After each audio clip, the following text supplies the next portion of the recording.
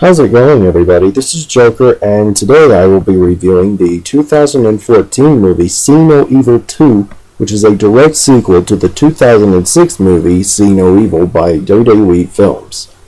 This movie stars Kane, who was in the first movie, Danielle Harris, who is best known to horror fans as Jamie Lloyd from Halloween 4 and 5, and Annie in the Rob Zombie Halloween remake and sequel, Catherine Isabel from the Ginger Snaps trilogy and the Hannibal TV series, and Michael Eklund. The sequel picks up immediately after the first movie, except this time, instead of taking place in the abandoned hotel, it takes place in a morgue. We are introduced to Amy, played by Danielle Harris. She's working the graveyard shift along with two others. It turns out to be her birthday, so she's planning on going out with her friends after her shift is over. However, they find out the people who were killed in the previous movie are being delivered to the morgue, including the killer, Jacob Goodnight. After the bodies are delivered, Amy decides to stay and help out with the bodies. As she's getting ready to leave to go to party with her friends, it turns out all of her friends were invited to the morgue to party there instead.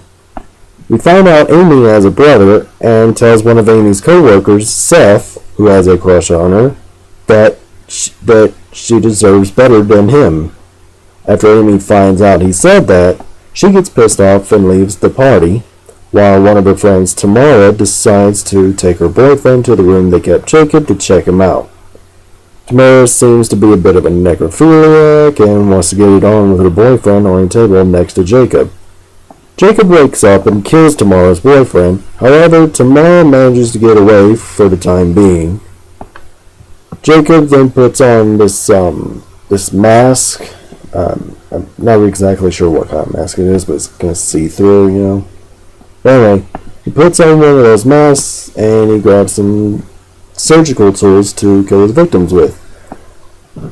Then, after that, he ends up kidnapping and killing Amy and her co-worker's boss, Holden.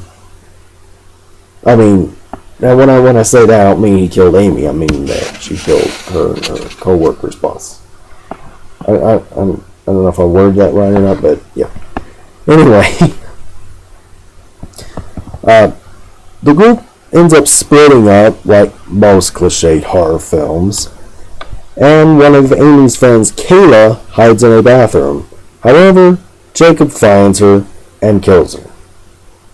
Just before she dies, however, she starts praying, and which causes Jacob to have a flashback of when his mother was abusing him when he was a child. And, you know, then she dies, but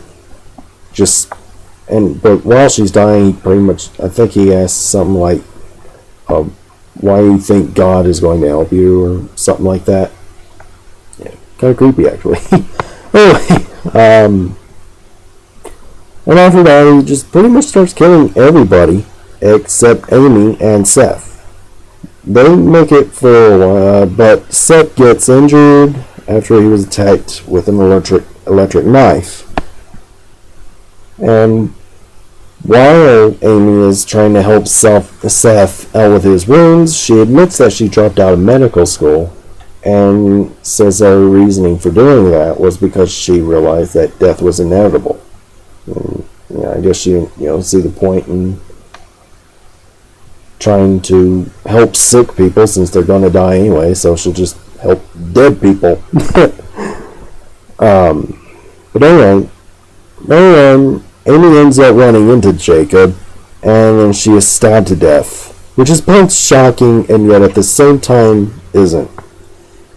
Anyway, Seth manages to get the upper hand on him later on, and he then injects Jacob full of embalming fluid, which seems to kill him. He then makes a run for his car, but it turns out Jacob is still alive, followed him, and grabs Seth, gouges his eyes out, and kills him. And the movie ends. I believe this movie was actually a slight improvement over the first movie. Had a better atmosphere. They actually managed to get, better known actors and better acting. I'd recommend this over the first movie, but I'd still say you should watch the first movie just to get a better understanding on Jacob's character. I don't really feel it was like explained enough in the second movie, you know, for people who's not seen the first one. So yeah, I was disappointed to see another Danielle Harris character die, but as I said before, it wasn't exactly surprising if you think about it. Her character dies. I'm sorry. Her character from Halloween 4 and 5 dies in Halloween 6, although she was played by a different actor. But she dies in Rob Zombie's Halloween 2, so there's that. And I wouldn't be surprised if her character from the TV show Roseanne dies in an off-screen drug overdose or something. And here's a fun theory. Maybe Amy is actually Jamie from Halloween 4 and 5, and the Jamie in Curse of Michael Myers was an imposter, so Jamie changed her name to Amy and started working in a morgue thinking she was safe for Myers. But little did she know, Michael died at some point, possessed Jacob Goodnight to make him even more powerful, including immortal, and finally killed her, succeeding in his nearly 3-decade mission. All kidding aside, I like this movie a bit more than the first. I recommend it, and hopefully they make a third movie, but hopefully it won't take as long to make it as this one did. I mean, it took almost, 10 years. Well, I mean, it took 8 years, but that's almost 10 years. But, anyway, I guess that's all I have to say for this movie. Thank you for watching the review. Be sure to watch my next one and my previous one. If you haven't already, please subscribe, and be sure to follow us on Twitter at Arc of Wrestling, and like our page on Facebook. Goodbye!